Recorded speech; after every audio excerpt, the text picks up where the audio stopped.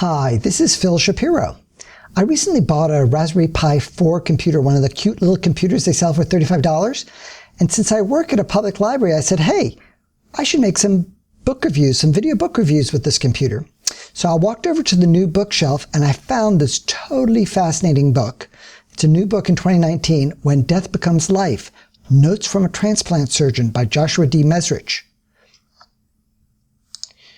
Here's the author, and I would say this book fits into that category of medical books by highly gifted writers, like Atul Gawande and other very highly gifted writers. So we are lucky that they're both a doctor and a writer, and we get to see life through their eyes, their work and their experiences. So here he is, an associate professor of surgery in the Division of Multi-Organ Transplantation at the University of Wisconsin. He lives in Madison with his wife, also a surgeon, and their 2 daughters. And this is from the inside flap. I'll read a part of it. A gifted surgeon illuminates one of the most awe-inspiring achievements of modern day medicine, the movement of organs between bodies. So I'll let you read the rest of it here. And When Death Becomes Life is a thrilling look at how science advances on a grand scale to improve human lives. Mesrich examines more than 100 years of remarkable medical breakthroughs. I love the history sections of this book. I'm a history buff.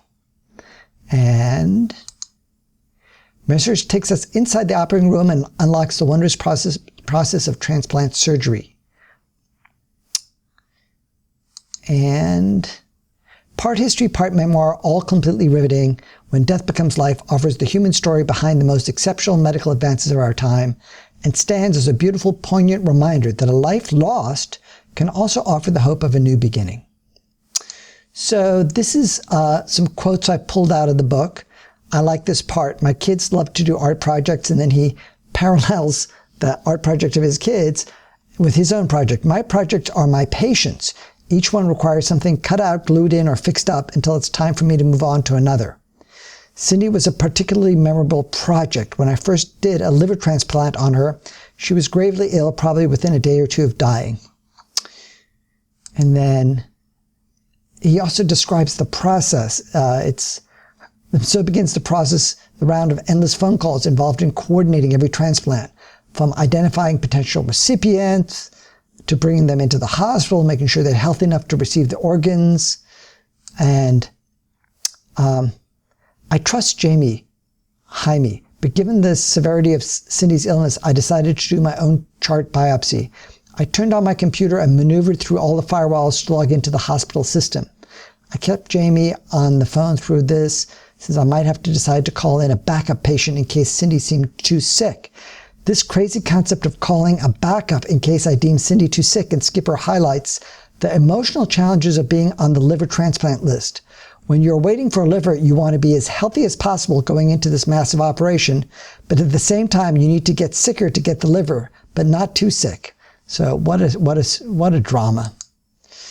The surgery itself went quite well. Cindy's beautiful new liver worked right away. We finished at 3:30 a.m., a little long for some surgeons. So just imagine this. Imagine you have your fingers inside of somebody's body until 3:30 in the morning, and you crawl into bed at 4:30 with your spouse, and you go, I finished my day's work. Well, these people are quite heroes, these transplant surgeons. Then he goes into the history, and the history is totally fascinating. This fellow, Carol, he describes, I guess, is the person who pioneered suturing and stuff. So, knowing that the needles and thread available for surgery were woefully inadequate, he visited a local haberdashery in Lyon to obtain finer material, which included straight needles and fine cotton thread. In addition, legend has it he took embroidery lessons at the home of Madame Leroudier, a world-famous lace embroideress, and practiced sewing with these needles on paper until his technique was perfect. Alexis Carrel has been described as a gifted surgeon. I'll let you read some of this. I found it totally fascinating. And I think this book it's written for a general audience. I would love to see some high school students and maybe even some middle school students reading this book, mature middle school students. There is much food for thought throughout the whole book. It's a book about science and ethics and so many other things. And then he goes on to talk about this other medical pioneer, Kolff. Kolff had two main goals when he went to Kampen. The first was to treat as many patients as possible, including those with renal failure. The second was to save as many people as possible from the Germans. So, at the bottom. And but all this, Kolff also found time to build the first dialysis machine. So fascinating. And then there's a chapter on complications. Nice quote from Atul Gawande. So complications that's a part of the life of a person working in medicine. Not so fun, but you deal with it. You have to deal with it. And then there's a lovely selected bibliography. Christian Barnard, he was the first heart transplant person back in 1969, wrote a book, I guess, and other people to read. Now, I also found this very interesting op-ed or opinion piece. I think this was in the Washington Post, written by the same author from February of 2019. And the title is, "One Number Determines Who Gets an Organ Transplant, and It's Horribly Unfair." So I give this person, the author of this book, I give him a lot of credence because this is his work. If he says it's unfair, then it's unfair. We have a liver selection meeting every Wednesday to consider which patients will get transplants. Each patient is listed by name, age, weight, diagnosis, and a MELD score, a number based entirely on lab values that predicts how bad their liver is and correlates with how likely they're going to die waiting for a transplant. And then it goes on and on here. Scanning the list, I noticed with discomfort that the patients at the top with a MELD of 35 or more had mostly the same diagnosis: alcoholic liver disease, non-alcoholic steatohepatitis or NASH. What was making me uncomfortable was that Nate, a medical student on our service, was sitting beside me. Yet it is hard to imagine we want most of these precious gifts to go to patients who could have been saved if we had invested in the care earlier. A better strategy would favor transplanting livers into people with primary liver disease, who represent only about 10 to 15%. The rest could then be allocated based on the MELD system at whatever distances of sharing we decide on. So this is interesting. He is giving us his best thinking on matters of ethics. And I think we ought to give a lot of credence to those thoughts, because this is the person who puts his hands inside of people's bodies at 3:30 a.m. to transplant organs. If he has carefully thought through the ethical dimensions of this, we ought to give that some strong credence and have discussions about it and either concur or disagree with his point of view.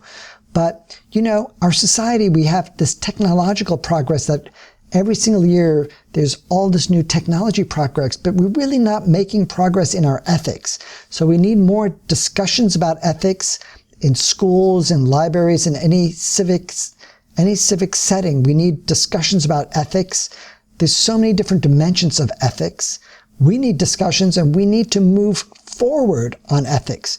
We can't have the same ethics in 2019 as we had in 1994. That doesn't work. We have to be moving forward. So this screencast was made using Simple Screen Recorder. It's free software on my Raspberry Pi computer. Gracious thanks to Eben Upton and the entire Raspberry Pi team. Those brilliant people using their mind for good. Just like this author is using his talents for good, these people are using their mind for good, and I'm trying to do my part. I work at a public library. I'm trying to tell people about the books that are worthy of their time. And I'm trying to do it in a way that gives sufficient dignity and honor to the people who wrote the book. So I could have written a book review of this book and posted it on Amazon or someplace else, Goodreads. But I decided to make a video book review because it's more difficult to do that. It takes more time. But it's also more valuable to readers, potential readers, and it's more honoring of the work of the author. And it honors the publisher for believing in the work of the author. So that's a good use of my time. If I'm honoring books that are worth people's time, that's a good use of my time. To view other video book reviews, you can visit sites.google.com/site/Phil Shapiro Book Reviews. And here's my contact info. You can reach me at any of these places, and I'll see you next time.